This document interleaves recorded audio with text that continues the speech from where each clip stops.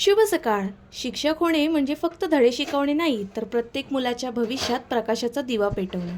आज सकाळी नेहमीप्रमाणे शाळेत पोचले. परिपाठ झाल्यानंतर माझ्या वर्गाची सुरुवात मी आज इंग्रजी विषयाने केली. आज आम्ही इंग्रजी व्याकरणाचा एक महत्त्वाचा भाग शिकवला. त्यानंतर मुले FLNसाठी गेली. तोपर्यंत मी 2 अक्षरी शब्दांचे लेखन ब्लॅकबोर्डवर करून ठेवले. आता पुढच्या बुधवारपर्यंत सर्व विद्यार्थ्यांनी हे शब्द पाठ केले असावेत अशी माझी अपेक्षा आहे. आणि त्यानंतर मी सुद्धा FLNच्या वर्गावर गेली. FLNच्या वर्गावर गेल्यानंतर तिथे बालवाडीचे विद्यार्थी खेळायला गार्डनमध्ये आले होते. मग त्यांचे मी छोटेसे शॉर्ट क्लिप्स घेतले.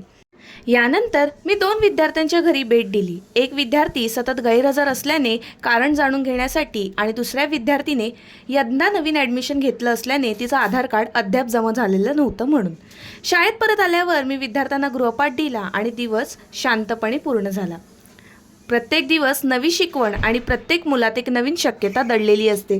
तर आजचा व्लॉग मी इथेच संपवते. भेटूया उद्याच्या व्लॉगमध्ये. तोपर्यंत बाय.